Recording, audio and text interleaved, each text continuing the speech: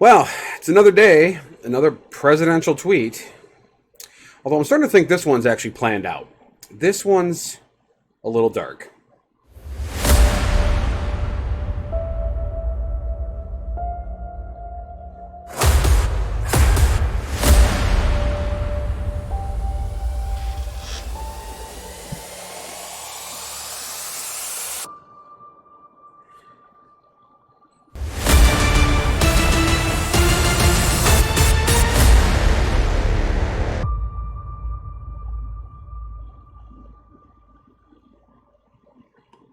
So, anybody that's been anywhere in this country for the last 3.5 years knows that President Donald J. Trump absolutely loves to tweet nonsense all the time. It does not matter what day it is. The man tweets about 40, 50, 60, 200, however many times a day. It's obnoxious. It's often incendiary. It is often targeting some specific group or something to that effect. What he tweeted yesterday is no exception to that rule. Yesterday, we get this golden nugget. I am happy to inform all of the people living their suburban lifestyle dream that you will no longer be bothered or financially hurt by having low-income housing built in your neighborhood. He compiles more by saying your housing prices will go up based on the market and crime will go down. I have rescinded the Obama-Biden AFHA Rule. Enjoy. What does that mean? Well, the reality is that means that he is continuing his racist trend. He continues to pander to those people that are most marginalized in their own eyes. He is actually making statements directly to the racists among us. Those people living in white suburbia that do not want the value of their homes to go down because they're afraid that black and brown people will move into their neighborhood. What is the AFFH rule? Well, in a nutshell, it said that there had to be not free, but equal housing, and that there had to be rent assistance, not just to specific tenant areas, but to a broader range of things. It was a big rule change that allowed for there to be some work done to reduce redlining and gentrification that has occurred in this country for generations.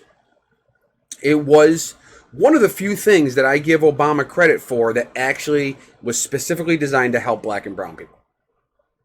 Because, I mean, for somebody like me that's progressive and more liberal, I didn't think Obama went far enough. I actually was quite upset that I thought he was far too much of a moderate, even though the right demonized him as some powerhouse liberal that was trying to ruin their lives. I'm still waiting. After 3.5 years, I'm still waiting for Trump to do something appropriate, something presidential, something that actually helps all of the people. He is supposed to be an elected representative for the people, for all the people. He's running for re-election. Why would this come out right now while he's running for re-election in the midst of the Black Lives Matter movement, in the midst of all of the protests that we see going on right now, the uprisings that we see in some cities, the fact that he's sending in Gestapo-type troops to quell some of these things? Why do you think the timing of this is now? He's up for re-election. He's losing his base.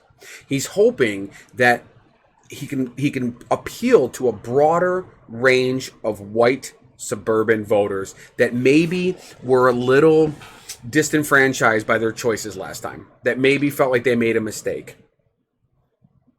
I have had several friends who voted for Trump in 2016 who have publicly and privately said to me that they made a mistake.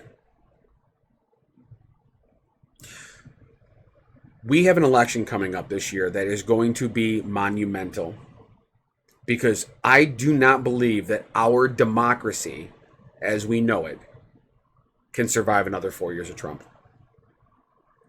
I'm still waiting when I debate with friends about him or people on this channel that comment down below. I'm still waiting for an understanding of what he's done good for this country. All he has done is divide us. No substantive policy change, no sweeping legislation, nothing to better the people. Is the stock market up? Yeah. But does that actually help you? Does it really help you?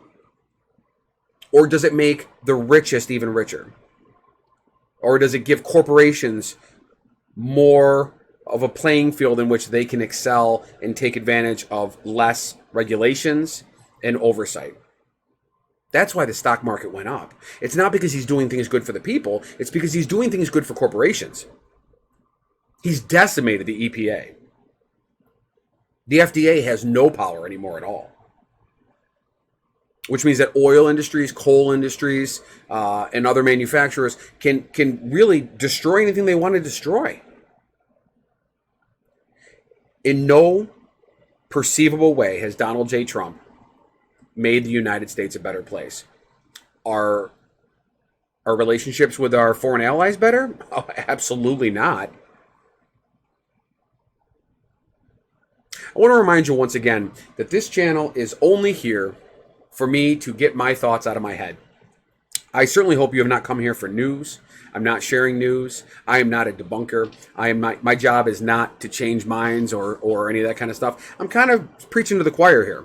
Most likely, if you've made it through an entire one of my videos, you probably share the same points of view that I have.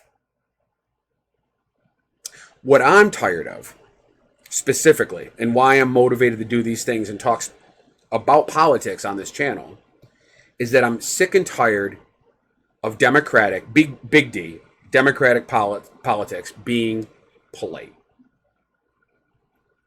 For far too long, since the Mitch McConnell, I'm not going to let him get away with anything phase of government, since the Tea Party uprising and the loss of decorum in Washington, it has permeated out into our punditry. You see it on Fox News. You see it on MSNBC. I'm certainly not going to just blame the right for this. But there's this divisiveness to politics now. However, the majority of people that believe the way that I believe continue to simply be polite. They continue to hang on to these Enlightenment age ideas that we can use just nothing but truth and fact, and that will sway people. That's not true. And it's proving to be a falsehood. The reality is that the majority of Americans that voted for Trump, I'm not talking about Americans in general, I'm talking about the majority of Americans that voted for Trump that are still going to vote for him again in 2020, do not have our country's best needs in mind. Shit, they don't even have their own best needs in mind. If you are a low middle income, low middle class, although the middle class, one could argue, doesn't even exist anymore. But if you are a low middle class voter, there is nothing in the Trump platform, or the Republican Party's platform for that matter, that benefits you.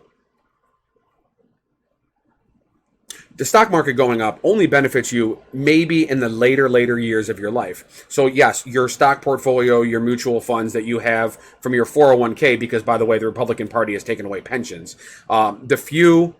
The few meager extra dollars that you made in your 401k over the last few years because the stock market went up during Trump, guess what? It probably would have went up anyway. The stock market continually goes up. It goes up for a little while, drops for a little bit, goes up for a little while, drops a little bit. It's historically done that. It only goes down during times of really hard recession, which, by the way, we're entering into right now. You still have not seen the real ramifications of the global shutdown in the pandemic. He's not doing it through foreign policy, that is for sure. We have seen the effects of his tariffs on China and other countries. It's only going to make the cost of our goods that we buy, purchase, and use every day go up. We're seeing shortages of all kinds of products and goods right now. Now, of course, a lot of that's due to the pandemic, but at any point in time, Trump could have demanded through presidential decree that certain supply chains stay open and that certain manufacturing stays open. And he didn't do that because he doesn't want to alienate the businesses. He does not want to do things to corporations that are going to lose him and his party votes and money. If you are in a family of four and you're making $60,000 a year, up to $100,000 a year, and you live in white suburbia, this statement was for you.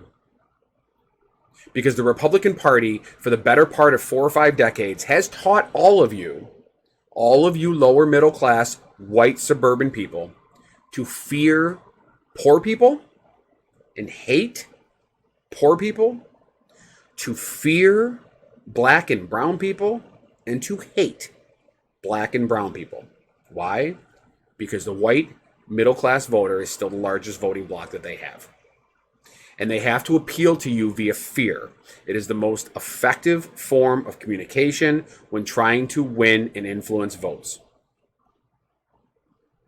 I don't care what side of the party you on, or parties you are on. I would encourage you to read George Lakehouse's book, The Political Mind. I have had my eyes opened wide to the process that the Republican Party has used through their think tanks and other methods to change and spin the media narrative to their political needs. What do you think? Do you think President Trump has been a good, unifying, powerful president that has had the best interest of the American people and not himself in mind for the last 3.5 years? Or do you think that he's a nefarious con man who's enriched himself, his family members, and his friends blatantly, in the open, without any regard for our laws or our traditions? Comment below. Let me know. I really am waiting for that person to tell me what he has done good for this country. Not for one segment of the country, but for the country as a whole. No doubt he's great for business. No doubt about it. So anyway, if you like what I had to say today, give me a thumbs up. I really appreciate the likes on social media as well as right here on YouTube. Subscribe to the channel if you haven't already and share it with your friends. I'm posting a video every day. I'm trying to do them here in the morning again. I think this is a little bit better. If you've been watching every day, you'll see that I move things around. I actually shift my whole office around. I'm not done, but I was running out of time and had to get today's video out. So I hope you enjoyed what you watched today, and I will see you tomorrow on the next episode of the Daily Octane. Have a great day.